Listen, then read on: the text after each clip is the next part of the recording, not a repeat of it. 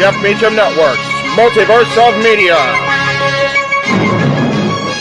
For over 15 years, the recognized symbol of excellence and the standard bearer in coverage of sports and entertainment.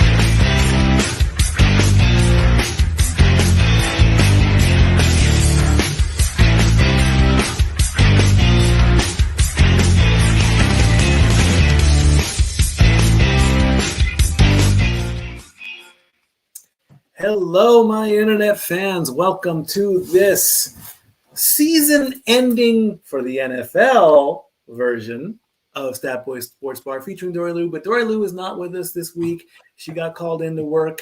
So she sadly, no, but next week she will be back in the sports bar.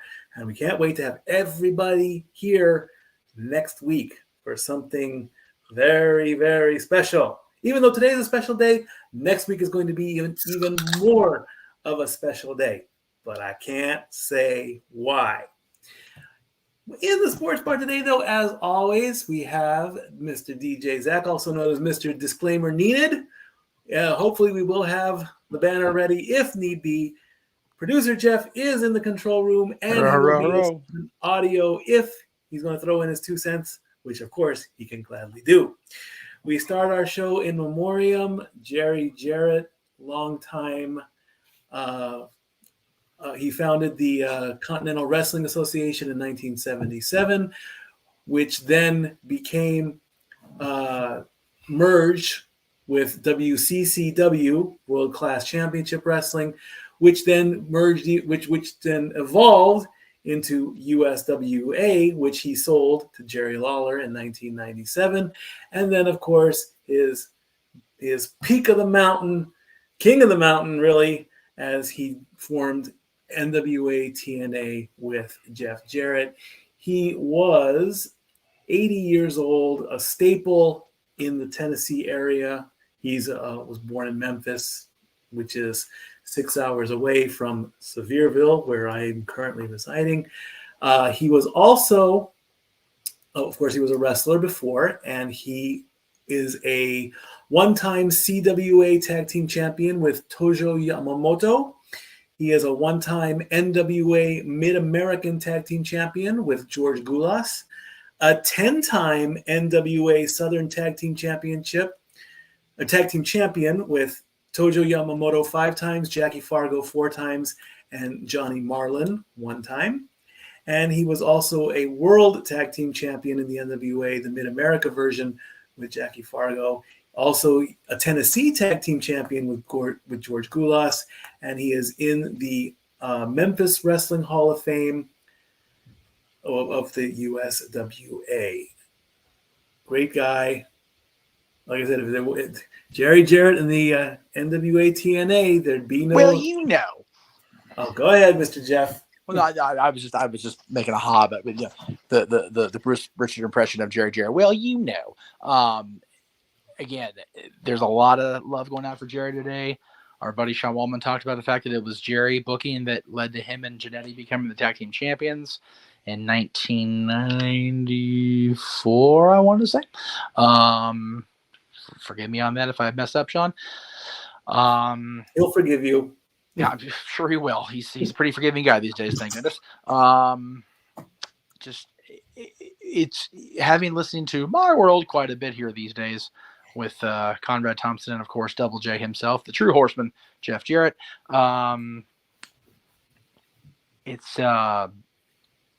It sucks because it's been nice at least to have a better light cast on Jerry the last few years, because a lot of people tended to crap on Jerry. But it's good that he and Jeff reconciled after the debacle that was TNA. And yes, Impact's still around, and yes, Impact did acknowledge Jerry earlier. Scott D'Amore released a statement, and the social media accounts kind of crimped that in a little bit, but there's a full thing over on the Impact website and social medias. And speaking of Jerry's, is that a stack of Girl Scout cookies next to Staff Boy there from Jerry?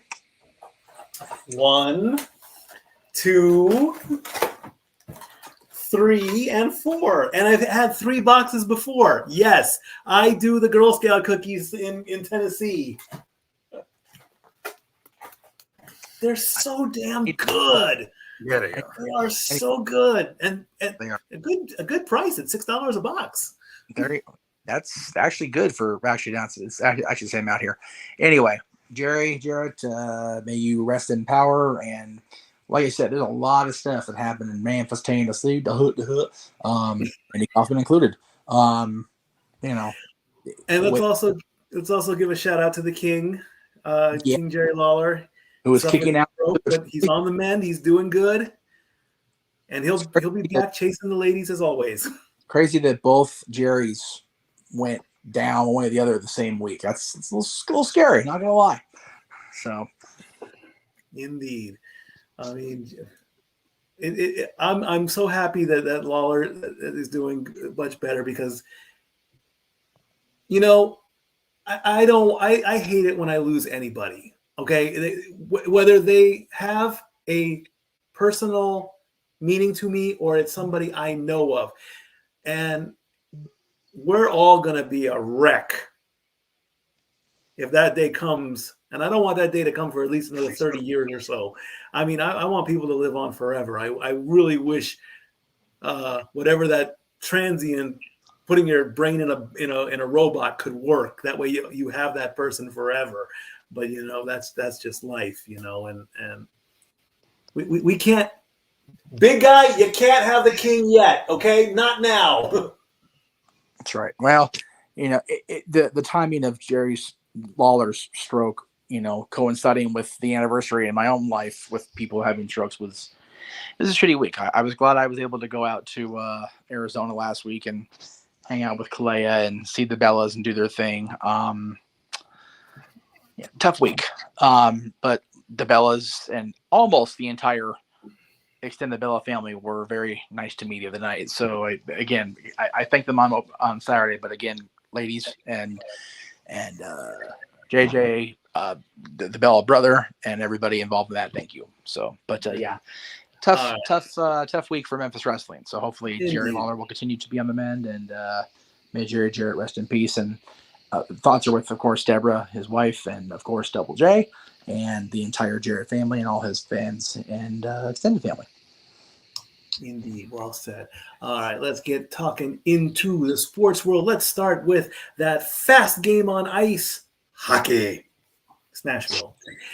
Last week, of course, was the All-Star break, East versus West. The East came out on top. Western teams didn't do very good this year because who knows why.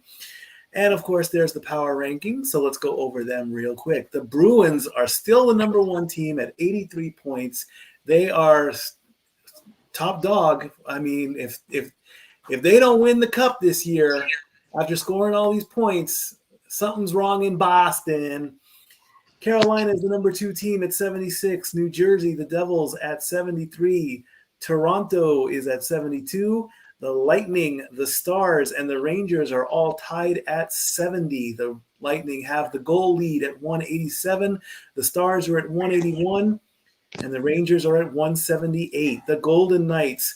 Boy, the Golden Knights, the Kings, and the Kraken, they are just knocking each other out of the top spot on a daily basis.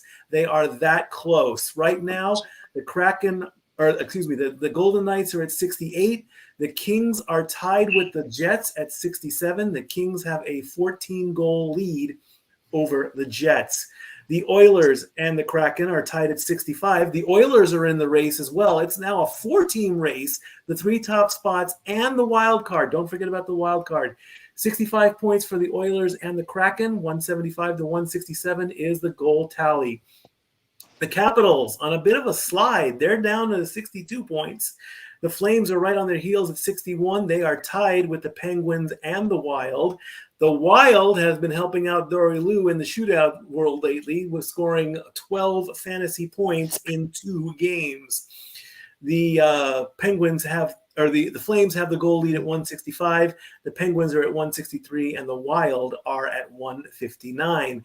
The Panthers and the Islanders and the Avalanche all have 60 points. There's Dory saying go Wild. She's watching while working. Thank you. They all have 60 points. The Panthers have the huge lead at 194 goals. The Islanders are at 162, and the Avalanche are at 157. The Sabres and the Red Wings are tied at, and Nashville at 56 goals. The Sabres have a 30-goal lead over the Red Wings, and the Red Wings have an 18-goal lead over the Preds. The Flyers are at 54 points. The Senators are at 53. The Blues are at 51. The Canadiens are at 48. The Canucks are at 46. The Sharks are at 45. The Coyotes are at 44. The Ducks are at 40. They finally are deciding to score some points. They actually were on a small streak until just a couple days ago where they finally lost in regulation. They actually had gone 5 games where they only lost in overtime or shootouts. So they actually scored some points, but they are still on the right side. And the Blackhawks are at 37, and the Blue Jackets are at 36. We are in, I believe, week 19 of the 24-week season. We're getting that final push to the playoffs. Jeff, let me talk to you on this. What's going on with the Kings? How are things looking? Things are looking good out here in La La Land. I've not been to a whole lot of games. I've been busy. As everybody wrestling fans know, once January 1st hits, it's WrestleMania season, brother. So it's just a matter of we're on the road, and now that I'm going to WrestleMania, it's even more chaotic. And if what Zach is saying is going to be any indication, I'm going to be busier than I was planning on being. So we'll talk about, like I said, we'll talk more about that off air, Zach. But just looking forward to everything with the Kings. I am grateful to have been a part of everything I've been a part of for the last almost 40 years. I've been around them my entire life. And in that vein, since we're going to go ahead and talk about hockey and the Kings and everything, I'm going to talk more about this later on Talk Anything with Jeff Meacham at 10 o'clock Eastern. But congratulations to our Capitan, our former captain, I should say, Dustin Brown, the man who took us to the Cup. The first King to ever raise a Stanley Cup as a champion. And yes, that is both Dylan and I on the same day. That's out. Actually, Mikey, you'll appreciate where this is. Hollywood Park, before they shut it down and build the stadium. The old Hollywood Park, where I wanted to meet the players events. Yeah, I remember Hollywood Park. This is Dustin and Dylan and I. Same day, just each was taking the picture for the other. The statue in the middle is actually the one that's in Star Plaza now, in front of the Crypto.com Arena, and the Staples Center. Stop it. And the banner, of course, is hanging with the others inside the arena. I think I have a shot of the entirety of the banners. Give me one moment here, because Lord knows. In the meantime, Zach, you're following the Kraken. What's going on, man? I mean, you're primed for a playoff run here. What do you think? The way you and the Kings are going back and forth and throwing Edmonton in the mix, what are you thinking, bro? I'm not liking hockey right now. I have sentimental reasons why. Of course. I'm getting beaten and battered and dropped on my head. Things were rolling and rolling and rolling and rolling. I'm on this high pedestal rolling, and now all of a sudden it just goes boom. Right, yeah, pretty much. I think we've lost. I think we've lost. I know one of the fantasy teams has lost like 2 players in the last week and a half. Yeah. And I'm like, I can't remember. I think it was Logan Thompson of the Knights, and I think Mark Stone is still out, and I think Matty was down for a couple games. I mean, injuries happen in hockey. We get it, but I mean, they got to. Yeah, my team is just getting beaten, battered, and bruised. Yes. I know it, man. I mean, recently, in fact, in the Ducks game that where they lost, Renegade has always taught me every time we're watching hockey. He says, you know, here's the scenario: your score is tied. You're fighting for the puck, and then boom, just like that, the goal gets scored. And he looks at me and says, "What did you learn in the first Mighty Duck movie?" And I'm like, "Third one." It was the third one. Yep. He's like, how fast does it take to score? The Ducks were on a power play. The puck dropped. Zegras comes in. Wang, bang, boom. There's the goal. Phil Hewitt, I follow him on Twitter. He was announcing the penalty that had taken place to put the Ducks on the power play. He couldn't even get the whole announcement out. By the time he was mid-sentence, the puck was in the back of the net. I'm like, whoa, what happened? I can't even type that fast. Yes. So there's that. So anyway, we got a 5 weeks push to the Stanley Cup playoffs. Woo-hoo.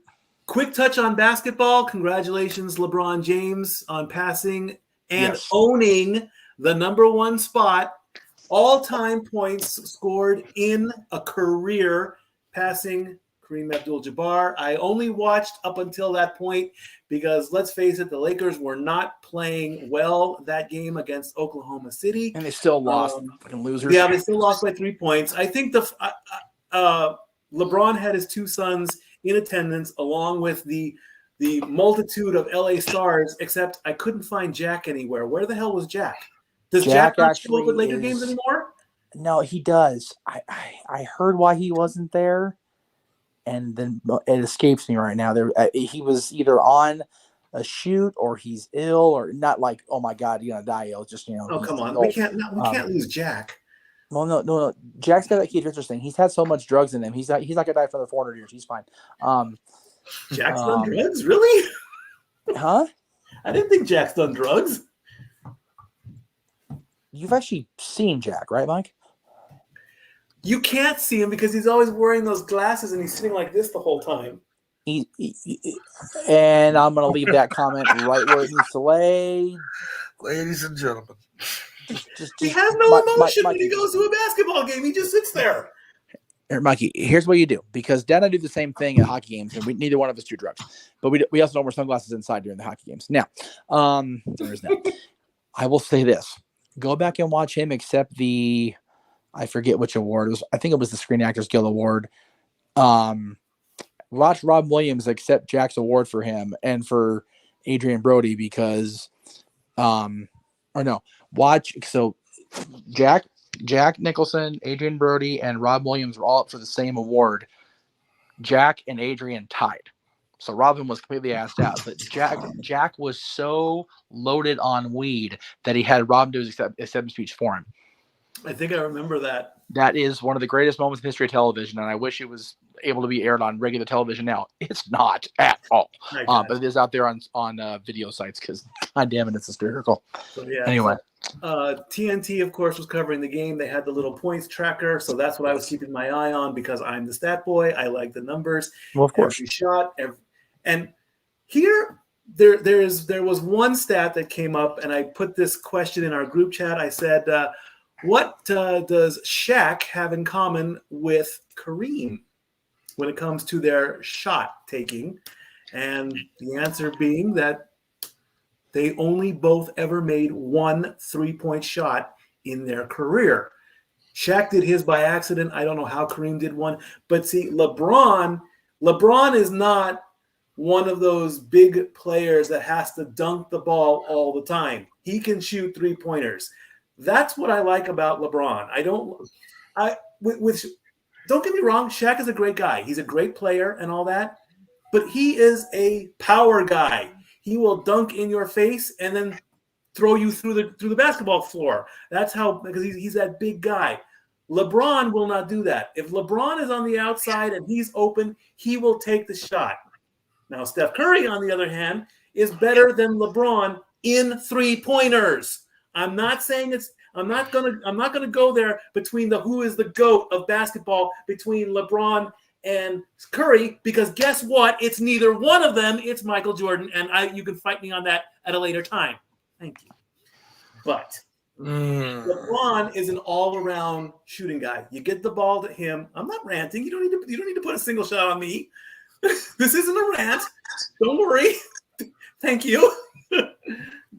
Believe me, a basketball rant will be coming out when they start comparing LeBron and Steph and every other possible person getting closer to that magic number where they have more titles. That'll come out at a later show. But it's subjective. LeBron's the greatest scorer now. But that doesn't make him the GOAT. Go ahead. It's subjective. Everybody has their criteria of who's the greatest of all time. Exactly. People will sit there and jump up my ass about agreeing with my dad that Wayne Gretzky is not the greatest of all time. He's not. Wait, what? He's the greatest scorer of all time. Greatest of all time is Bobby Orr in hockey. I can understand that. I can agree to yeah, okay. Because Bobby Orr could do all the things that Gretzky could do, and he was a freaking defenseman. See, there you go.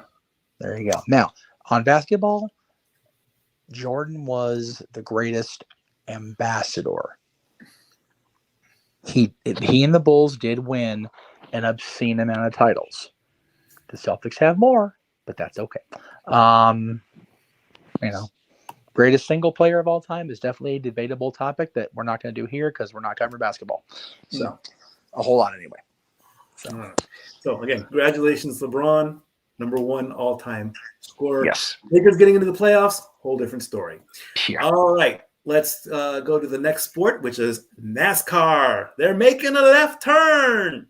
Most of the time. The season started with the exhibition race in Los Angeles at the Coliseum, the clash at the Coliseum. Martin Truex Jr. was the winner of the race, followed by Dori Lou and my favorite, or our current #1 guy, Austin Dillon and Kyle Busch. Excuse me. Oh, sorry. Oh, stop it. Oh, believe me, we could do a rant on why we rule Kyle Busch. But okay, make sure you put that about #9. Kyle Larson was 5th. Tyler Reddick was 6th. I'm getting to that, Dory. Thank you. Ryan Preece was 7th. Ross Chastain was 8th. Denny Hamlin was 9th. Everyone was 9. Okay. Oh, see, so we have haters in NASCAR. It's not just Kyle Busch. No, but Kyle's turned himself around and stopped being that grade A D word around the 5-year-old. Denny Hamlin's regressed. Oh, really? Oh, yeah. Okay. Elaborate. Hamlin's a grade A whiny piece of crap is what he is. He used to be a lot more tolerable, but he's become a whiny bitch. Trying to be careful with the 5-year-old. So he's turning into Bubba Wallace. Bubba Wallace. Okay. Now I'm about to go on camera if I wasn't in such poor condition right now. No, Bubba Wallace is awesome. Don't start with me on Bubba Wallace. What was that? Seriously. Harvick has even gotten tolerable. Joey Logano, whiny, obnoxious little, where's the 5-year-old twat waffle? Hamlin's. I used to like Denny Hamlin a lot, and I can't anymore. He just bothers me. But as far as this race goes, again, it's an exhibition. We get a cool little thing here in the Coliseum because Lord knows they ain't playing professional football there anymore. So it's cool. And Daytona, of course, this weekend. I actually did find out through the course of my travels last week that somebody participating in Daytona was actually part of the Bella's podcast live last week. Frankie Muniz is going to be Daytona. Well, that's good to know. Frankie Muniz of Malcolm in the Middle fame, among other things. He's actually going to be behind the wheel of a NASCAR coming up in Daytona. Kick ass. All right. Yeah. There you go. Well, I'm going to try. I'm going to say this on camera. I'm going to try to give number 18 a chance. Oh yeah, New clearly. team. He's part of RCR, which is Dori's team, and with Awesome Dylan. I will give him a chance. But believe me, if he starts pulling shenanigans on the track, not wanting to fess up and talk about things, hashtag bush beating will come to play. Oh boy. Well, because you and Zach can collaborate because bush beating, Zach can talk about bush care, so it's all good. Anyway, move right along there. Are you a NASCAR guy, Zach? He's in the South. Do they have a racetrack in Louisiana? We do. Yeah. Oh yeah. Oh yeah. Oh, cool. Yeah. Well, that's good enough. Eventually, when they, I'm gonna go. I'll talk about all of that in 2 weeks. Just give it 2 week time. There you go. There's a subject that we need to touch, but that's for a later date. NASCAR and golf not being sports. This is the Williams debate in the chat room. I can agree. Well, golf is slightly more physical because you're doing this. NASCAR, you're just behind the wheel of a car trying not to kill yourself. Okay, I'll tell you what, Mikey. Once I figure out the formula and figure out time travel, here's what we'll do. Take you back to my freshman year of high school. Put you behind the wheel or put you in the passenger seat of a NASCAR going around, or a race car, period, going around Fontana at 200 miles an hour. All right. Sounds like fun. Have you feel the G-force going around that freaking track, right? And then you go out on the golf course and play around with Pop or whoever. And if you're not DED dead after both, then you can talk smack or claim they're not one or the other sport. I have been in a race car going around. It wasn't Fontana. It was Mesa Marin. Bakersfield. There we go. I couldn't think of a damn awful city from hell. Bakersfield, Mesa Marin track. Race cars cook, man, and they are awesome. And playing around a golf is no joke. You got to be in shape, especially these pro golfers. So I have a tremendous amount of respect for both sports. Now, they're the purists that say, "Oh, well, the only true sports are wrestling and track because people in the ancient Olympics either ran or they wrestled." It's like, that's great, and I don't begrudge either one of those athletes' toughness and skill. But Pops is talking about golf and skill. They are all in their own way very athletic endeavors, and to be in a race car for that amount of time, going that many miles, even, yes, you're going in the circle, you're making a left turn, very funny, Jeff Dunham, that's great, but to be able to sustain not only the distance over a long period of time and the speed and keep up with all the ins and outs of doing that is a mucker fudder. As is golf, you have to okay, your driving shot went this far, you were expecting to go this far, so you have to compensate. So trust me, they're both sports in their own way. I just put in the comments, Pop knows the answer to this. Where is Daytona in relation to St. Pete? Which is why he asked Pop and said that. Yes, yeah. So. I guess okay, Daytona is East Coast. Okay, good. Yeah. Daytona's about as far as you can get without actually going into Orlando or flying over Disney World into the damn ocean. Oh, cool. All right, let's go ahead and throw out what's coming up this weekend. The Elimination Chamber on Saturday at 7:00. We here at the Multiverse of Media will be doing our live. Yeah, you did the thing. Watching to see what will happen in that giant structure where people try to beat each other up and throw each other through plexiglass. We have some graphics here. Dori and I have made our predictions. We can go ahead and throw those up one at a time. Zach, I didn't know. I wasn't for sure you were going to be on. That's why I didn't get your picks. But as we throw the graphics up, feel free to make your picks as well for the matches. We'll do this. And then we can take a commercial break, and it'll be a great segue into our next segment. So first coming up is, and our avatars are there to disclose our picks.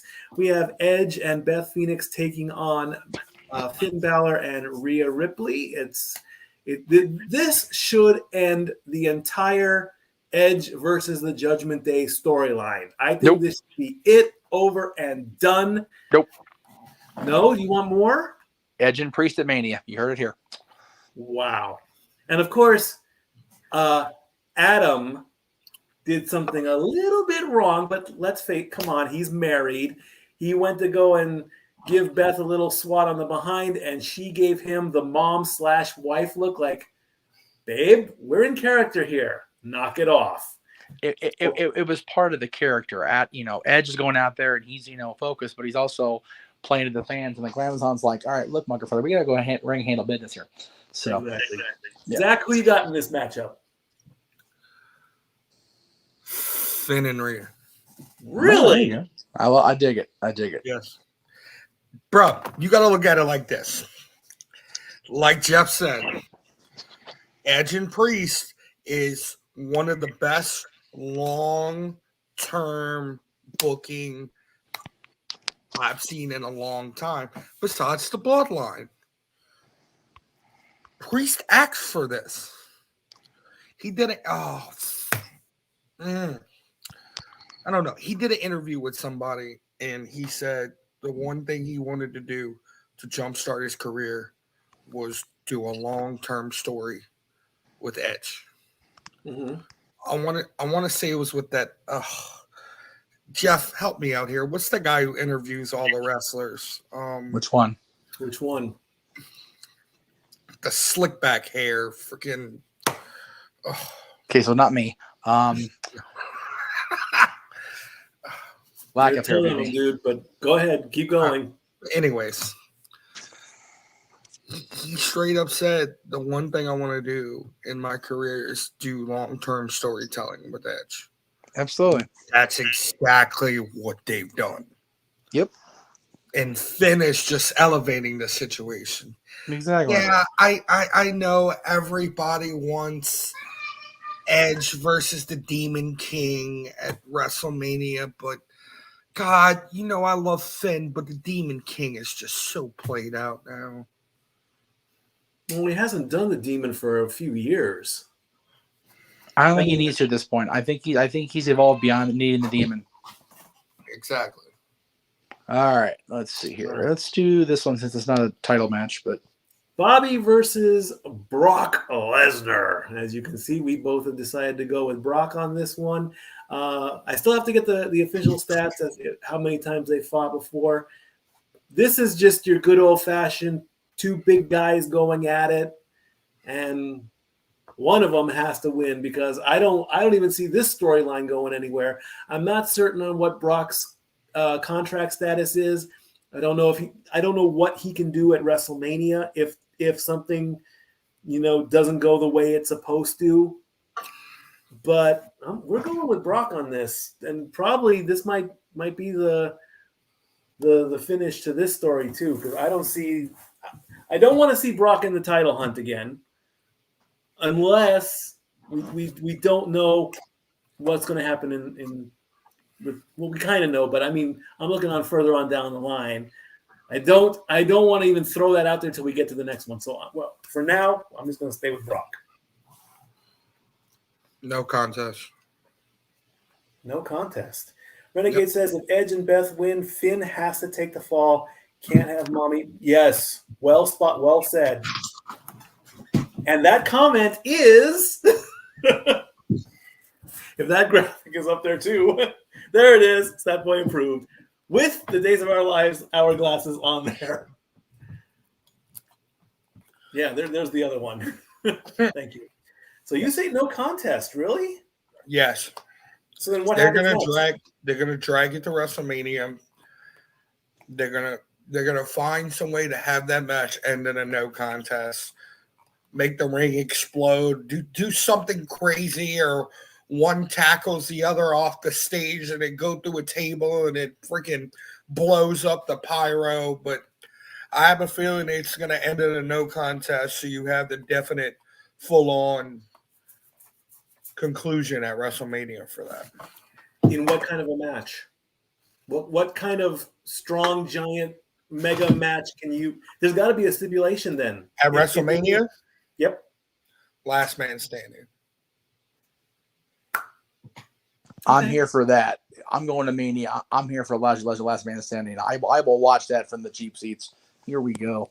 How about we go through the crowd, outside SoFi Stadium, onto the 405 freeway, on the on-ramp, get in an Uber, go around Hollywood. Mikey. 405 is bad enough traffic-wise. Come on now. Come on. In two big monster trucks. What's the next match? I honestly just want them to stay on the floor level because I'll be up in 550. I don't want them coming up near me. I'm okay with that. Okay. Fudge that. Okay. Next match would probably be the title. The men's elimination chamber. Dori Lou's going with Austin to retain. I'm going with Seth to win. Montez, I like Gargano, but I don't see him getting a title push just yet. So my thinking, Bronson Reed, I know nothing about, so I really have to do my homework on them. Sadly, I'm guessing that Bronson and Montez, they're probably going to be the first two to go. Then I think I want Gargano in the top three, so I think that'll eliminate Priest. I don't mind seeing Seth with another U.S. title run, and Dori's picking. This is a bit of a surprise for Dori to pick Theory because I know she did not like the young buck in the beginning, Selfie Boy. But Zach, what do you got? Okay, this is probably the easiest match to predict on the entire show. I'll tell you why. Go ahead. Mike, I agree with you. Seth Rollins is walking out of Elimination Chamber with the United States title for one reason only. The match at WrestleMania is going to be Austin Theory versus John Cena, and you cannot have that for the United States title because you already know how that's going to go.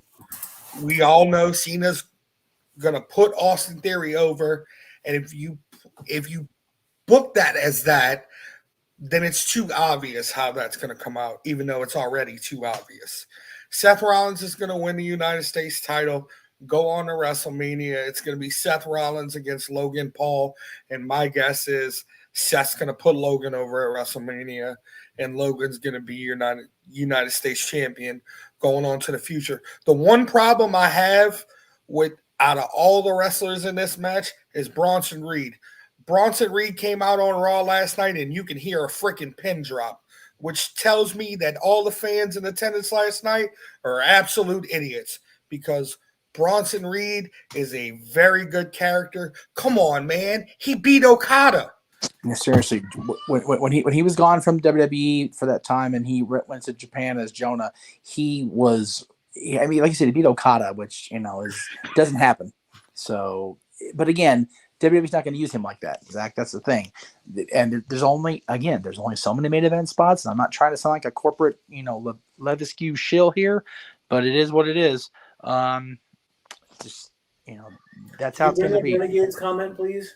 Well, I'm just JJ. This one, I don't know if you didn't finish it on purpose. We'll go ahead and I know which one you meant, Mike.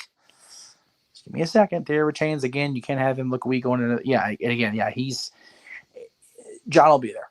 So, yeah. So, but will the belt matter then? Yes. Why? Because John is the perennial U.S. champion open challenge guy. So for Theory to beat him is huge for Theory and for Theory's reign as U.S. champion. I don't see him weak without the U.S. title. I'm not saying he would be, but for him to go in, if he loses the title in the chamber, again, there's a lot of factors here that aren't, really don't tie to the title directly. Rollins is going to face Logan Paul. That's going to be a thing. John's going to face Theory. That's also going to be a thing. Logan Paul doesn't need to be in the U.S. Championship match because Miz planted the seeds last night. Logan Paul's in Seth's head because Logan Paul, not because of, potentially challenging for the U.S. title. I think Theory, whether he's U.S. champion or not, is going to face John Cena. But if Theory successfully defends the U.S. championship against the, for lack of a better term, the perennial U.S. champion of our generation, that's even further feather in his cap. Agreed. And not the one that Brock Lesnar wore last night. Yeah, right. Next matchup. The Women's Elimination Chamber. Dori is going with Asuka. I'm going with Liv Morgan on this one. As much as I love Natalya, I want to see another title reign possibly with Liv because I think her title reign was much too short. Let's face it, Carmella does not need to be in this match. Nikki might do something crazy. Raquel, I'm actually kind of liking Raquel, but I don't see her going into either title picture right now. I'm slowly growing on Raquel. Do I really want to see Asuka and Bianca? No. I think Bianca and Liv will be a better match. That's why I went with Liv. I'll talk more about what I feel about the resurrection of the Kana character within Asuka as we get closer to Mania, or we do predictions morning of, or whenever I do it, because I won't be. It's going to be hard for me to be on live, but yeah, I think I'll find something else for Liv to do. Just my own personal thing. Zach, this is common sense process of elimination. Asuka really can't be a heel because in all theory, she's always going to be a face because of the crowd. Liv Morgan's always going to be a face. By process of elimination, it has to be heel versus face. You don't have to have it be heel versus face, but it's going to be heel versus face. So my pick going in is, God, I do not want to admit it because I saw enough of them when they were all pushing that shit on TV last year, but I'm going with Carmella. Dude, really? Yeah. Oh, I am not going to want Bianca versus Carmella? Come on. Bianca Mella is rip money. Shreds, literally. Mella is money. Get over there it, ain't going to be no money coming out of my wallet for her. Forget that. We don't really pay for PLEs like we used to. I would not put a dime in Carmella because God knows. Okay, I'm not going to finish that statement, but I mean, come on. Don't. And I'm not trying to disrespect Corey Graves. That's your wife, okay? So you're trying to disrespect Carmella instead. But why don't you two just have your own live sex simulation there? Because I'm sick of that. I really am. Technical difficulties. What? What are you doing? What happened? Oh, I mean, we're good. Sorry. I was going off on something, wasn't I? A little bit. I'm sorry. Okay. I mean, praise your wife, yes, but don't shove her down our throats. Oh, shit. Next match. Okay, moving right along. And finally, the given story. I mean, we're both going with Roman on this one. As much as Sammy needs to, he's going to get fed to the wolves. He'll throw out some good moves once in a while, but they're not going to put the belt on Sammy. Not like this. If they do something where Roman gets a little bit too carried away, I can see the backup plan as having him win by DQ and not giving him the belt. That might make Roman seem weak going into Cody at WrestleMania. If you have not seen the promo between Cody and Sammy on Raw. Go see it. I need to see all of the promo. I've only seen clips of it. I will admit that straight out now. But Sammy is a man out to fight for his honor and his respect, and he's getting it. So we're going with the standard title defense. Don't bet against big match Roman either. But what say you, Zach? Okay.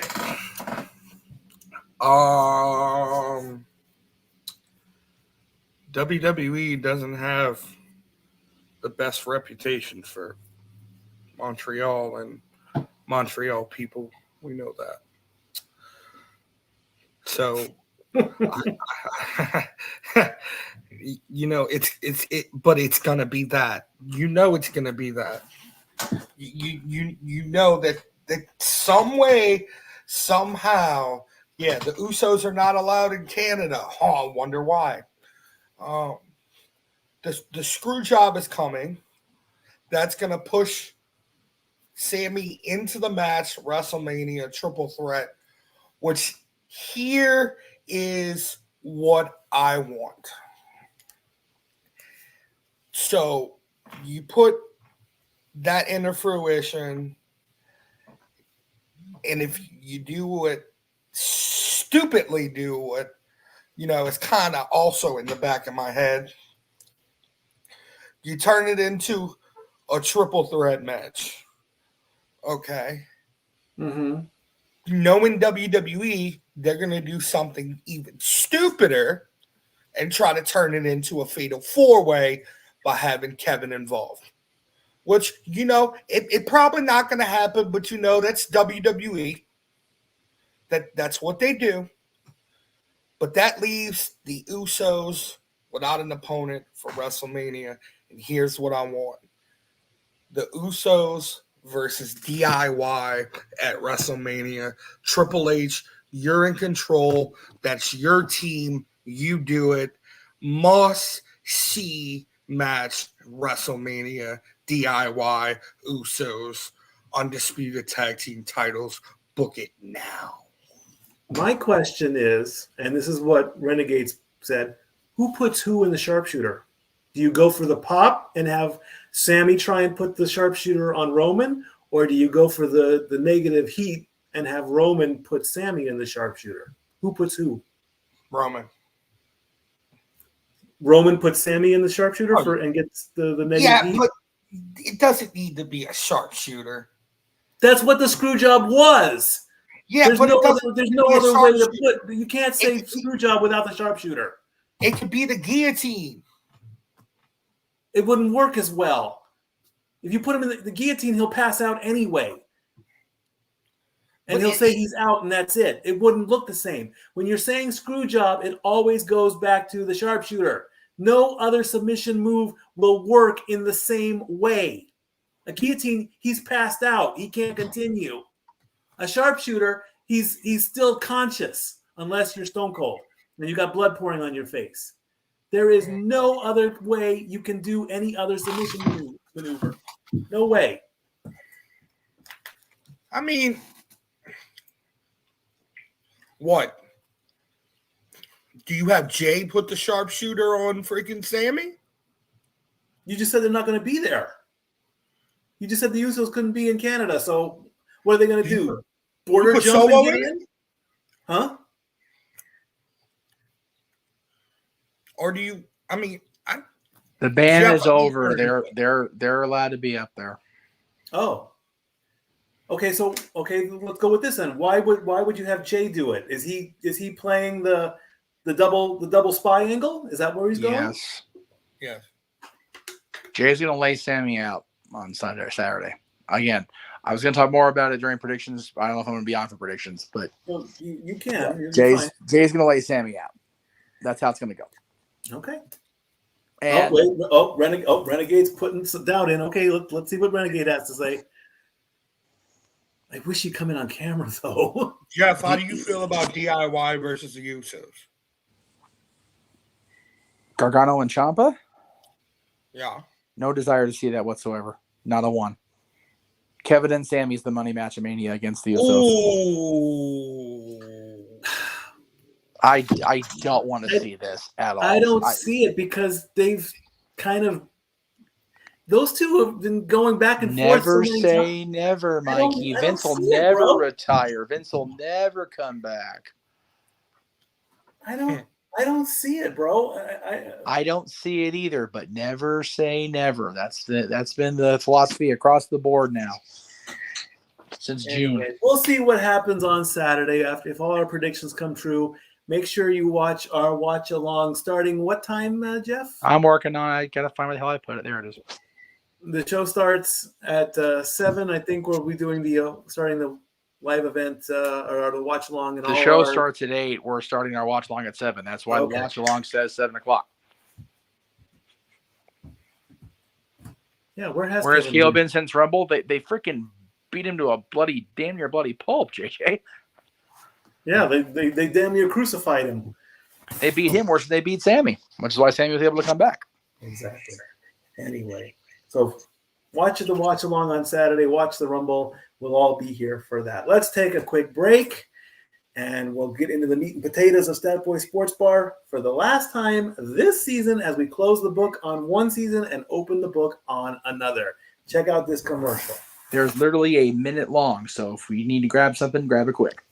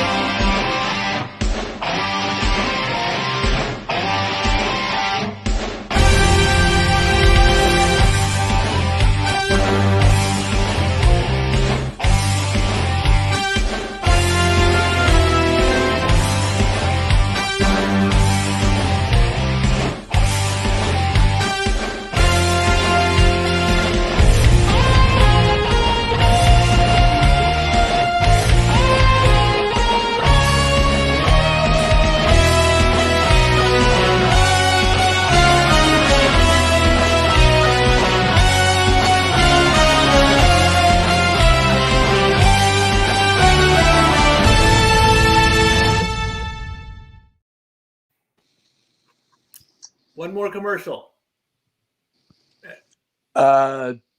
Sure. I don't know if I have one handy, but give me a second. Well, what are you asking me for? Just say it. With Patrick Mahomes, or do you want to post Super Bowl fun? Okay, well, we can talk about the Super Bowl and then show the commercial at the end. Okay. What commercial are you talking about? The one where you're at your workplace. That's not a commercial, you knucklehead. That's a freaking video that the parks put up. It's not a commercial. Oh, I thought we could have used it as a commercial. I apologize. No, I should have been okay. I should have been more okay. I messed up. I own it. Why we have production meetings? Anyway, I messed up. I owned it. We're back. Okay, if you are living under a rock, football season for the 2022-23 season is over. NFL season, not football. Football's still going. Okay, fine. NFL.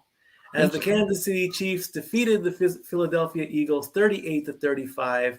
Here are the stats on the Super Bowl. Patrick Mahomes went 21 of 27 for 182 yards, 3 touchdowns, 0 interceptions, and 0 sacks. Jalen Hurts went 27 of 38 for 304 yards, 1 touchdown, 0 interceptions, and 2 sacks. So the Kansas City Chiefs are your 2022-2023 NFL champions. Congratulations to them. Of course, in every Super Bowl, somebody has to say something about a call, a this, a that. There was a holding call that was made, but in this instance, the player actually admitted to it, which was a bit of a surprise because let's face it, sometimes they say, I didn't do it, yet we have this beautiful thing called instant replay. He owned up his mistake, said he was holding, hoping he was going to get away with it, but the ref said no. It was a back and forth game, going back, of course, a duel in the desert. Well, I was getting to that again, but still I screwed up. Okay, I'm screwed. Stat Boy screwed. How about that? Stat Boy screwed up. Hashtag, yeah, there we go. Technical difficulties on my end. I was getting to that, and I just didn't get it. So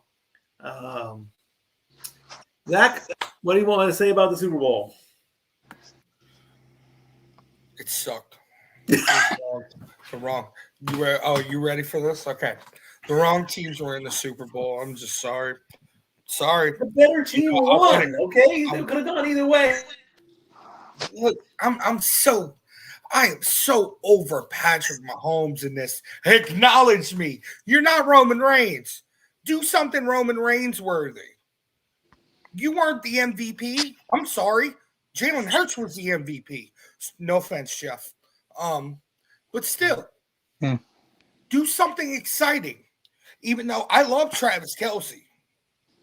Don't get me wrong. I love Travis Kelce. Travis Kelce, when he gets done with his career, needs to go straight to WWE because he would be so good on the mic. I mean, but still, the wrong teams were there. Yeah, but congratulations, Chiefs, whatever. Mike, did you get your script for next season yet? What are we looking at for next year? Oh God, here we go with that again. I don't know where that came from. I don't know anything about that, so I'm not even going to talk about that. Somebody decided to put something out on the internet saying that this is going to happen. We know it's not going to happen. We can't see into that far into the future. We don't know. I don't know what's going to happen next season, let alone what's going to happen next week. So, what I like, I say it every year. I back up my brother because I like the Cowboys. I like the Vikings. I back up Dori on her team. Whichever team deserves to go to the Super Bowl should go to the Super Bowl. Whichever team is doing the best deserves to go, minus all the drama,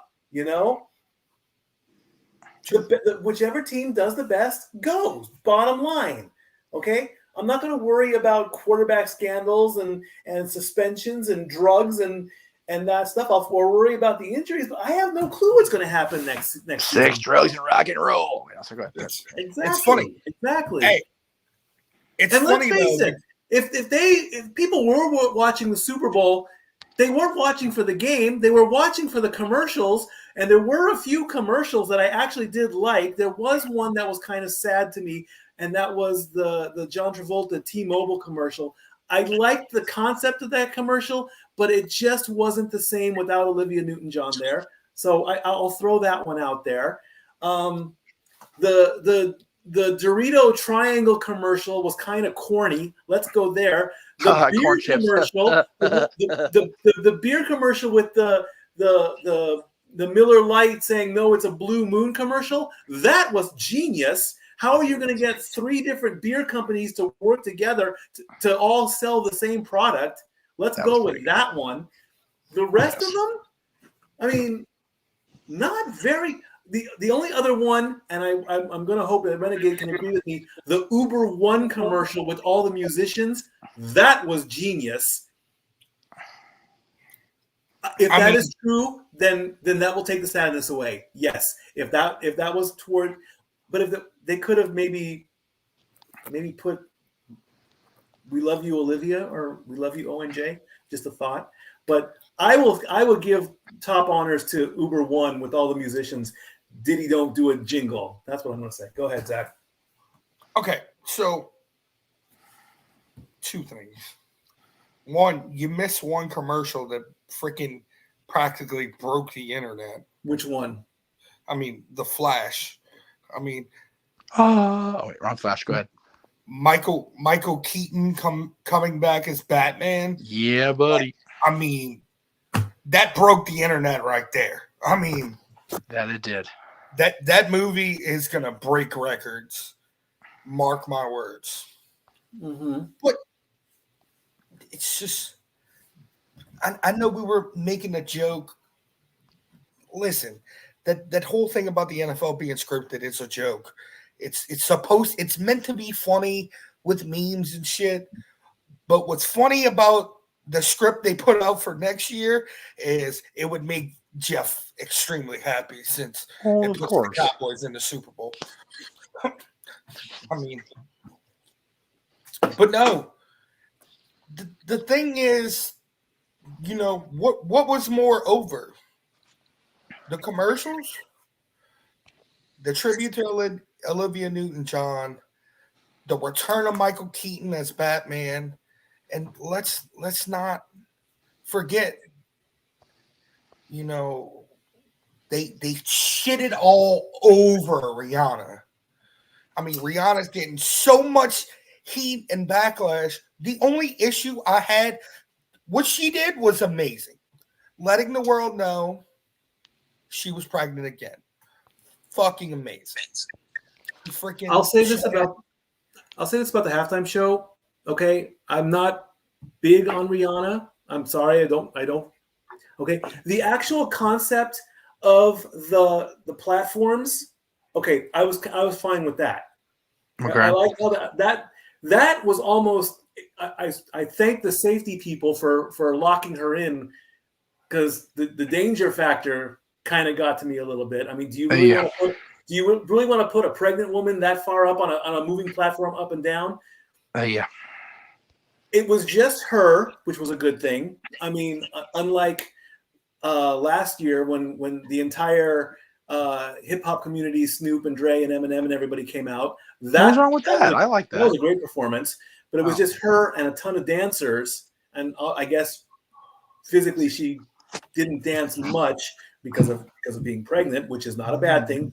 Don't even get me on that one. I'm not going to say, oh, she's pregnant, she shouldn't perform. She still did her performance, which is it was okay. I did see the whole performance. It just didn't give me that I don't know what. It just I'm not going to say it was the worst. I'm not going to say it was bad. I'm just right down the middle on that one. It could have been maybe a little bit more, but that's all I got to say about that right now. I mean, that's all I'd say about that. That's all I'm saying about that. The Amazon puppy commercial, I preferred the Kia electric puppy commercial from last year, actually. That thing was adorable. Freaking Patrick Mahomes won more games this year in Arizona than Arizona did the entire year. I mean, that's fair. Let's let that sit in. Oh, yeah. All right. Agreed. Absolutely. True story. Well, so over and over, it was a very good NFL season, and we are done with it. Well, not totally, because there were a couple firings, I believe. I think I'm not totally. There's some news about Derek Carr, I believe. Go ahead, Zach. What do you know about that? It. So Derek Carr refused a trade to any team in the NFL. He wants to be a free agent. Power to him. The Raiders released him today before the release deadline for his guaranteed money, which he would have been guaranteed $40 million, which 33 of that was guaranteed. So now he's free to sign with any team he wants, and he doesn't have to wait until the season starts to do that. Now, there were coaching hirings today. Both of the OCs from the Eagles were both hired. Shane Sarkisian is going to be the head coach of the Indianapolis Colts, and their defensive coordinator is going to Arizona, which God help him with Kyler Murray. And now Cliff Kingsbury is supposed to be following D'Amico Ryans to Houston. And other than that, there's a bunch of that's what Todd Monken is leaving Georgia to go to Baltimore to be their offensive coordinator. There you go. That's pretty big. So let the celebrations begin.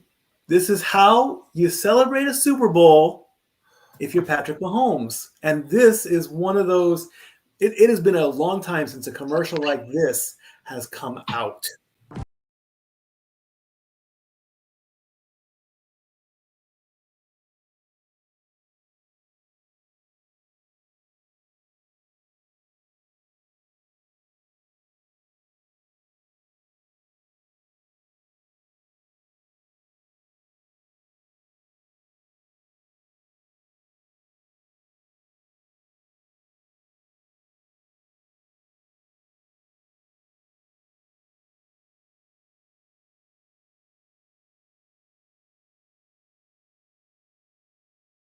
It's been such a wonderful place, and to be here with my family this time, it's an amazing experience that we'll have forever.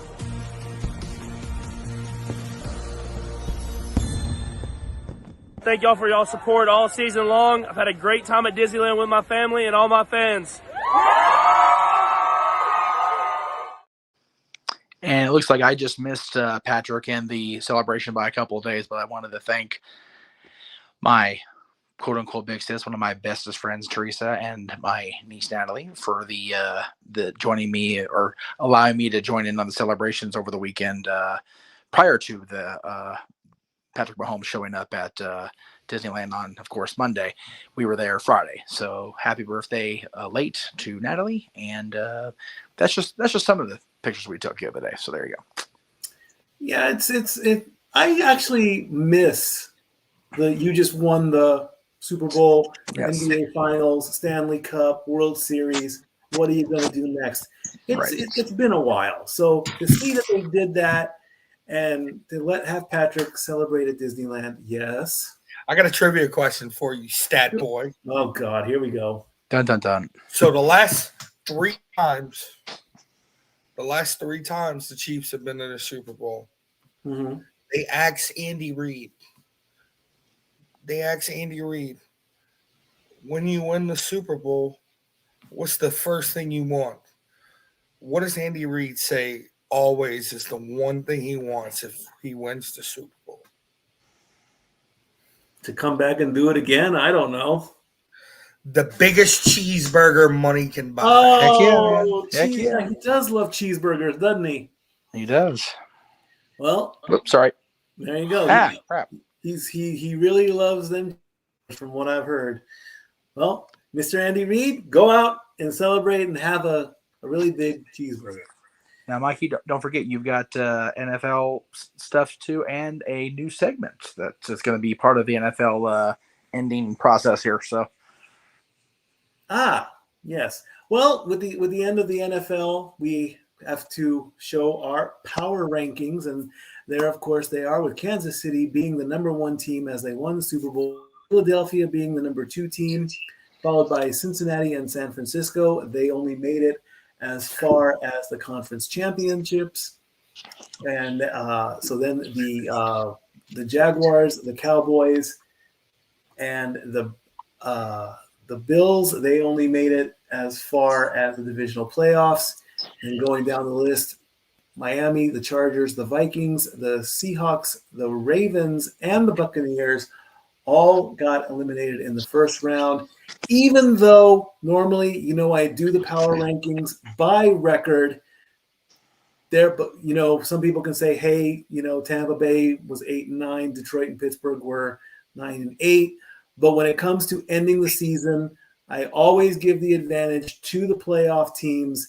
And from 15 down to 32, it all goes by records. So Detroit gets to be in the left side at the end of this season, followed by the Steelers. And on the right side of the column, it's all based by the records. I don't have the records right with me because I didn't bring up my notes. But we have Washington, Green Bay, New England, Atlanta, Cleveland. Didn't even get into the top 20, but this is where I would have loved to have Josh come in, but he's not feeling well. Get better quick, Josh. Carolina at 22, Tennessee at 23, the Saints at 24, the Jets at 25. The Jets, they were promising this season. They just bombed. Vegas at 26, last year's champion, the Rams at 27, Broncos at 28, Colts at 29, Cardinals at 30, Houston at 31, and the Bears at 32. Because they were the worst team, the Bears get the draft pick, the 2023-2024 draft pick. Do we have that graphic, Jeff, or no? I didn't have a chance to edit it properly. I apologize. All right. The Bears dead last. Anyway. The Bears dead last. They get the number 1 pick. Hopefully they don't choke with it. Also coming to the end is – yes? Trade it. They traded it? If I was them. Yep, absolutely. They're gonna trade it. Yeah. Why? You're gonna give up the number 1 draft pick? Explain why, Zach. Explain why. Because you trade the pick, you get more assets, and you can still take the player you want a few picks back. Yep. My guess is Indianapolis is going to trade up to number 1 because they need a quarterback. Oh, yeah. The Bears do not need a quarterback. Nope. They have Justin Fields. Let Justin Fields progress. Yep. They want one of the top defensive players in the draft, one of these big defensive linemen, and that's what they're going to get. Because the first 3 picks in the draft, quarterback, quarterback, quarterback. Almost always. I think that's a dumb move. If you've got the number 1 pick, you just take your guy. Mikey, it's all about strategy, and you should know about strategy better than anybody. All right, we'll see what happens with that. Our pick'em contest has come to a close. It all came down to the final pick amongst Tammy, Daniel, and Dori. Tammy, JJ, Jerry, JP, and Zach each picked Kansas City. Everybody else did not make a pick or chose Philadelphia. So those 5 players get the 8 points. In the final matchup, again, Dori, Tammy, and Daniel. Tammy chose Kansas City. Dori and Daniel chose Philadelphia. Kansas City wins. Tammy wins the playoff portion. She's the last person standing. And those points puts her over the top. She beats out Dori by 2 points, 199 to 197. A 3-way tie for third between Daniel, JP, and JJ. Zach takes 4th place at 190. Pop takes 5th at 186. Mike takes 6th at 183. Brandon at 171. Emmanuel and Nathan finish up the rear at 170 points. We have a new overall champion in Tammy, and Dori Lou is the regular season champ back-to-back. We are bringing back the pick'em for next season. The season will start September 7th. The signups usually start up mid-August, and it's going to be the same format as before. Pick the winner, who you think is going to win. Each game is 1 point. No point spreads, straight out wins. We go all the way through week 18, and we're going to do it all over again in the tournament. We have a new segment here. This is Renegades Creation. As you know, when we all get together on open mic night and one of us makes a mistake, the big B word, botch, comes out to play. So, for the remainder, I believe it was in Stat Boy Sports Bar, we have a weekly botch. And one took place by one Gail Kim, who believed the Eagles were going to pull it off, and she sent this out before the game was over. This is something I am guilty of this all the time, regardless of whatever sport or game I am watching. I have done it many times. I said, okay, game over. This team is going to win. There's no way they're going to come back. Now, yes, Gail Kim is wearing Philadelphia colors. We're not going to hate her for that. She's a beautiful woman. She's got the swimsuit and colors on. So that's not the problem. The problem is this tweet on Instagram came out before the game is over. Gail Kim, come on. I've learned the hard way. I have learned the hard way that a game is not over until the final buzzer. What were you thinking? Botch. Exactly. Renegade is already declaring that he's in, along with JP in the group chat. Zach, go ahead. I'm in too. Zach's in too. There you go. And of course, Tammy has a title to defend, so more than likely she'll be back in. And I would assume Dori Lou has a regular season title to defend, going for the three-peat. We've got players. Again, we're always open for more players. Drop us a line. Say, hey, I want in, and you are in. And of course, all those pick'em entries and that botch of the week are, of course, Tapway approved. Thank you very much. Approved. Yes. Gail Kim, what do you think? Yes, Zach. I was cheering Step. Oh, you were cheering. Okay, good. Okay, very good, very So the NFL season is over. Usually you would think we're done. We're not doing anymore. No, we still have more football. The XFL is in play. Jeff, do we have one more commercial break to go, or do we just want to go straight into it? Go for it. Just go. All right. The XFL is back. Dwayne Johnson and His ex-wife, Danny. Ex-wife Danny have put together the teams. It is a 10-week season, so we're definitely going to be covering 10 more weeks of football. So what we've done is we are going to do a bit of an introduction of the teams and of the coaches. Let me bring up my little cheat sheet here. Oh, go ahead. You can bring that. Oh, Pop's in too. Pop's back too. See, everybody's coming back. The work is already done. Unfortunately, you got 6 months to prepare. So these are the Arlington Renegades, JJ's favorite team. No, I'm just kidding. Doubtful. Out of Arlington, Texas. This is head coach Bob Stoops. This is his resume. He was the head coach of the Oklahoma Sooners from 1999 to 2016. I do like their fight song. As you should. His team won the 2001 Orange Bowl, which served as the BCS National Championship game, and he does have previous XFL experience as he was involved with the XFL in 2020. Next, we have Coach Wade Phillips of the Houston Roughnecks out of Houston, Texas. He is the former head coach of the Denver Broncos from 1993 to 1994. He coached the Buffalo Bills from 1998 to 2000 and the Dallas Cowboys for 2007 to 2010. He is the winner of Super Bowl 50 with the Broncos in 2015. His last job was with the Rams as defensive coordinator from 2017 to 2019. Jeff, do you remember what his coaching style was with the Cowboys all that time ago? Cowboys haven't won a Super Bowl since '96. You tell me. Good answer. Good answer. And the Rams defense in 2017, 2019. We'll just see how Wade does this year. Yes, Zach. Wade's coaching style was the Romo. Pretty much. The Romo. And here, let's give it up one time for Houston and Captain Kangaroo as the coach. Very good. Okay, let's move right along there. Anyway, let's move right along there.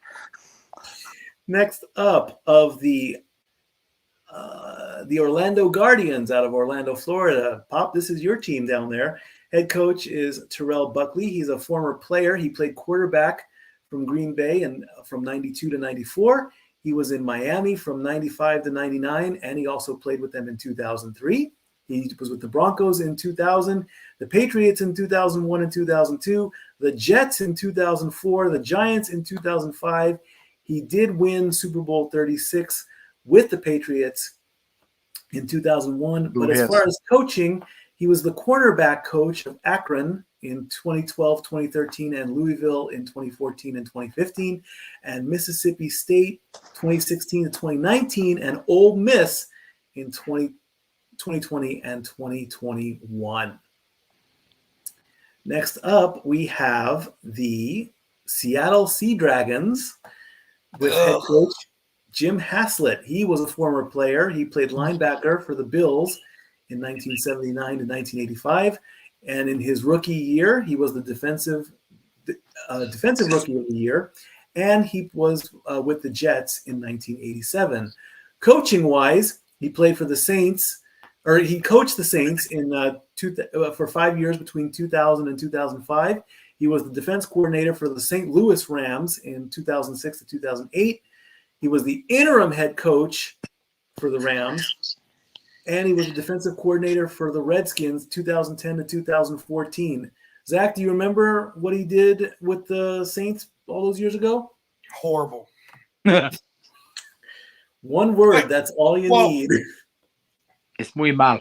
We did win one playoff game. So They did. That's true. That one time in playoffs? Anyway, hold on. I will give it this. The only good thing he ever did was convince the front office to create an all gold jersey, and that was cool. That's but fair. Other than That's that, fair. yeah. All right. Next up, the Vegas Vipers. And if they don't come out with Randy Orton's music, well, then they're not the WWF, which they're not supposed to be anymore. So, yay, good job. Don't do that. He is a former player. He played defensive back for the Steelers 1987 to 1996. He was with the 49ers in 1997, the Ravens from 1998 to 2001, and the Oakland Raiders 2002 to 2003. He is a winner of Super Bowl 35 with the Ravens, and he was the 1993 NFL Defensive Player of the Year. He was also the cornerback coach for Oakland and the assistant defensive back coach in 2015 to 2016, and the cornerback coach again in 2017. Next up, the DC Defenders. Head coach Reggie Barlow. He was a wide receiver in the secondary, and he was the punt returner for Jacksonville 1996 to 2000. He played for the Raiders in 2001, and he played for the Buccaneers in 2002 and 2003. He led the league in punt return yards in 1988. Coaching-wise, he was the head coach of Alabama State for 7 years between 2007 and 2014. I should say 98. I think that's my botch, or maybe I copied and pasted it was your botch. Either way, sorry, folks. And he was the head coach of Virginia from 2016 to 2021. The Battlehawks. Interesting name, Battlehawks. Where's my stats? There we go. St. Louis. This could also be a team for Pop and Renegade. The head coach Anthony Becht, he was a former player. He was a tight end for the Jets 2000 to 2004. Played for the Buccaneers in 2005 to 2007, the Rams in 2008, the Cardinals in 2009, and the Kansas City Chiefs in 2011. His only coaching experience was with the San Diego Fleet of the Alliance of American Football in 2019, and he's the youngest of all the coaches. He's only 45 years old. So I don't know if the youth factor might be a thing, but we'll see what happens. And now the team that is possibly named after The Rock, we have the Brahmas from San Antonio with head coach Hines Ward. Where would you know this guy? Well, he's a former player. He's a wide receiver from Pittsburgh. 1998 to 2011, two-time Super Bowl champion of Super Bowl 40 and Super Bowl 43. And he was named the MVP of 2005. The only coaching experience he had, he was the coach of the wide receivers of Florida Atlantic in 2021. And let's not forget, he was the sole surviving player of the Gotham City Massacre, that one game that they blew up the stadium. So, hey, there you go. Mad skills there. So those are your 8 teams. As far as the quarterbacks, a lot of the quarterbacks are all college named. The only one name that came out that I actually remembered was Ben DiNucci. You remember him 2 years ago? He played for the Cowboys when Dak Prescott snapped his ankle on live television. They brought in Andy Dalton. He didn't do so well, so let's bring in Ben DiNucci. So I think he's pretty much the only quarterback I know of that actually has some experience in the NFL. Again, the XFL is a 10-week season. A lot of their rules you will not see because, for one, no extra point kicking. There will be no kicks. You have three options. The 1 yard line, the 2 yard line, and I think the 5 yard line, or 1, 3, and 5. You have 3 different options for 3 different points. The farther back you go, the more points you get. Yep. Which is a great move. You won't see it in the NFL, but who's your team, Mike? I'm okay. If you're gonna put me on the spot here, I'm gonna go with, because I love my brother, I'm gonna go with the Renegades. Oh, there you go. If I'm just going by names alone, I'm gonna go with the Renegades. Indeed. I gotta roll with the Defenders. Yeah. I'm gonna be a complete front runner and bandwagon hopper and hop in bed with Hines and his team. That damn team I already forgot it already. I'm the worst. Oh yeah, the Brahmas. There you go. The Brahmas, yeah. But my only beef with the Brahmas and the other teams, how many freaking teams does Texas need, for Christ's sakes? Hey, you know how Texas loves their football, and that's fine. But you've got an 8-team league, and half of them are in Texas, or close to half. Jeff, being a fan of the Brahmas is going to make Greg happy, seeing as how their starting quarterback is going to be Jack coin from LSU. I I mean, not LSU. I meant Notre Dame. Oh no, that was you've got the Pittsburgh Steeler besides Roethlisberger coaching them. You got the kid from Notre Dame that's quarterback. Yep. And Rock and Hines are friends. That's why I think they got the Brahma name. So just saying. Notre Dame. So again, it's a 10-week season. We'll give you all the stats and scores, and at the end of the season, we'll close the book on this one too. And hopefully, this league will go another season after this one. Well, not like in the past. And again, with all fans, I know we tend to dump on the old man quite a bit on the multiverse of media here on the Jeff Meacham Network, but the 2020 season was not because it was Vince. It was because the pandemic hit it like a mucker feather. So, there's that. Exactly. First season, 2001, totally Vince. Oh, yeah, let's go. I mean, come on.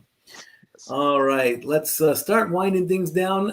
Do we want to go shout out and positivity, or do we want to go plugs? Let's do plugs first because there's quite a bit of those. Go right ahead. All right, let's see. So first of all, let me go backwards here. This coming Saturday is a special day here for me anyway. A lot of people know that XPW is what it is, was what it was, but it was the very first independent show I ever went to, and it was back-to-back nights, February 28th and March 1st. Yes, my birthday, 20 years ago, whatever it is, next week, and part of that was meeting a lady who went at that time by the stage name of J Love, of course, Lizzie Valentine from Wrestling Society X. She's wrestled for Impact Wrestling or TNA back then. She's been all over. She is a long tenured veteran of wrestling and of entertainment. So she's actually making her return to XPW coming up this Saturday as part of the Miss Extreme contest. She's the only clear winner. I mean, come on. It's Lizzie Valentine. It's her buddy. So I'm going to be going down there Saturday to support her.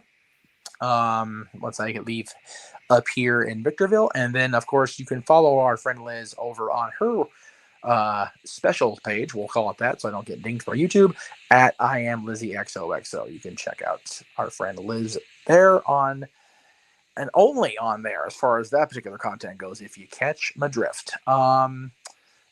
Again, next Monday, we're supposed to be taping this tomorrow. We'll see how that goes. But hopefully things will work out in our favor.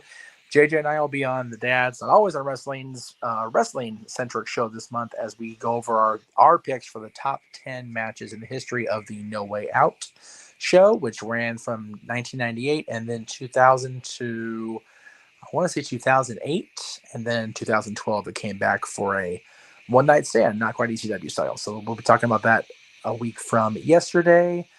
Let's see what else is on here for plugs. I think that was it. Well, of course, the Elimination Chamber, as Vince used to say. Where the hell is that graphic? I didn't delete it on purpose. Okay, well, it's in there somewhere, but you can check it out, of course, on the Jeff Meacham Network, Multiverse of Media, across all of our platforms, our YouTubes, myself, JJ's channel, Noah's channel, James's channel, possibly Greg's channel, and of course on the Twitter in the open mic night segment of Saturday night. Of course, that's all starting at 7 o'clock Eastern, 4 Pacific.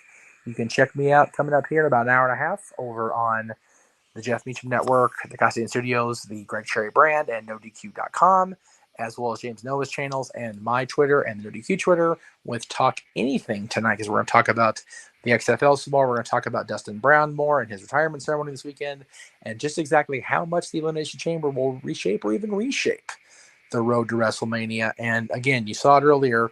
I'm planning to be an attendee for all of this stuff coming up in Los Angeles, so we'll see how things lay out for Mania. But in the meantime, the road to WrestleMania marches through the Elimination Chamber, and then of course we've got AEW Revolution coming up in March, Impact No Surrender next week on Friday, Impact Sacrifice on March 24th, exactly a month after that. So there's a ton of shit going on. So please check us out over on the Jeff Meacham Network, Multiverse of Media. And you can check out the Greg Cherry Show tomorrow at 7 o'clock Eastern, 4 Pacific. I don't think I'm going to be there because tomorrow is just too crazy around here, and we're going to be doing at least one, if not two, recordings of Dads, including next week's show. So Lots of stuff to plug, as I always have. As far as our friends on social media, or friends general, NoDQ.com, of course. You can check out the review every Sunday, except this Sunday it's going to actually be at 10 o'clock Eastern, 7 Pacific, because Aaron is going to be in town. He's going to come in La La Land, so we're happy to see Aaron come in for a visit. But, of course, the Raw recap, the Dynamite recap, the SmackDown recap each and every week. JJ has the War Zone. We got his report over in the Casa.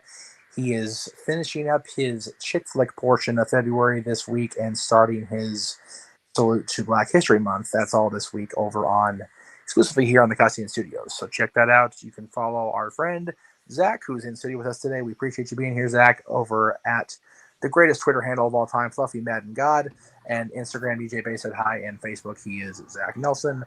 Big Baller G is at Big Baller G 1988 on TikTok, NoDQ.com/Big Baller G for his Twitter, and NoDQ.com/Big Baller G 1988 for Instagram. Our ill friend at home in Cleveland, the Cleveland combatant Josh Mansfield, at Catholic Josh 122 on Twitter, at Malamangram on Instagram, and you can follow our ever so present barkeeps Mikey and Dori on the Twitter at Mikey. At LBStatKid1977, follow Dori Lou at Hathaway Lou. Drop us a line, ask us a question, use the hashtag StatBoyApproved. Let us know what you want to see on the show, and we'll gladly give you a shout out, or we'll answer your questions. Also, I wanted to say at the end, also don't forget, next season we're going to also add fantasy football to the mix. This is going to happen.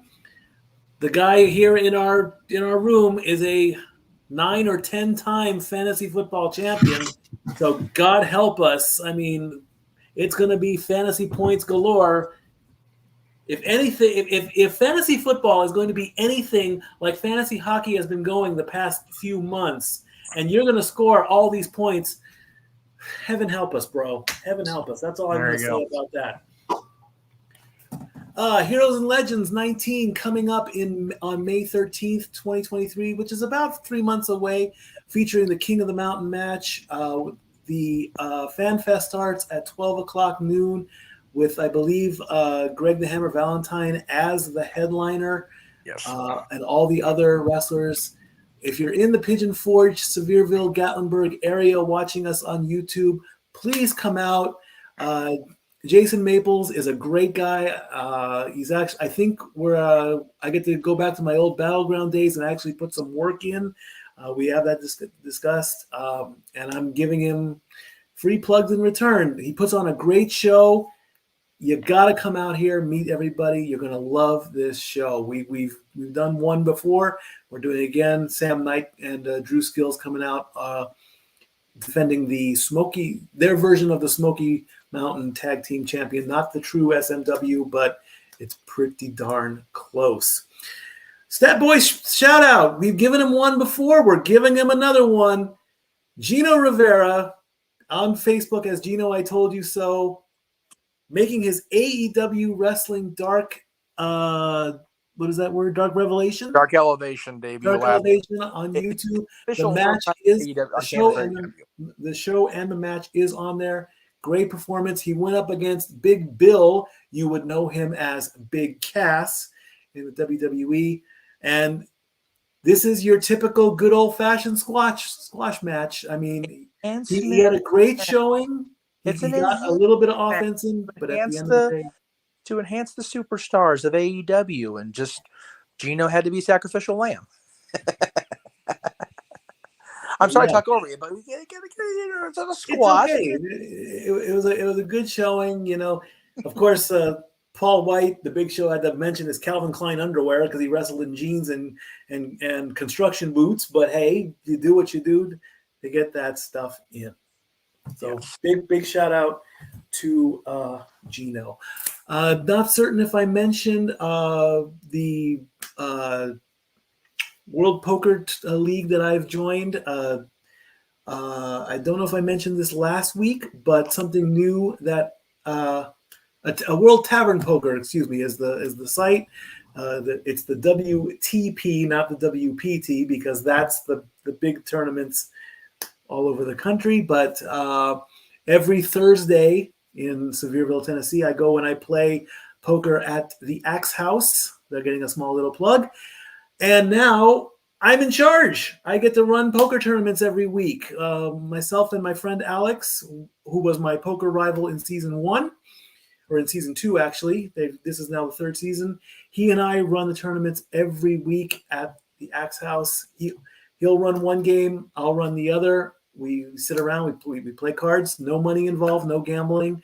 You got to go outside of the state of Tennessee to play poker for money, but that's a big step in my life. I'm very proud to be part of the group and a little bit of in charge, but we sometimes let the game run itself and everybody has a great time. So that's a great thing that I have accomplished. I'm in charge. Dori Lou's Weekly Delight comes to us in the form of a picture with Keanu Reeves saying, "Your value doesn't decrease based on somebody's inability to see your worth." Very well said on that. Your value doesn't decrease. It's based on what you're worth. I like that. Good little way to finish out the week. Thank you all for watching live on YouTube. Make sure you watch us all on demand. Get the views up. Thank you to everybody in the chat room who was commenting. Without your comments, there's no debate. That's what we do on this show. We debate, we talk, and at the end of the day, we love each other as brothers. So again, just remember, just because NFL football is done, we are not. We are sticking around for another 10 weeks. I hope to see you all in the sports bar next week, because next week is a very special week. And that's all I'm going to say about that. Make sure you watch the entire episode, because something really nice is going to happen. I love you all. Stat Boy out.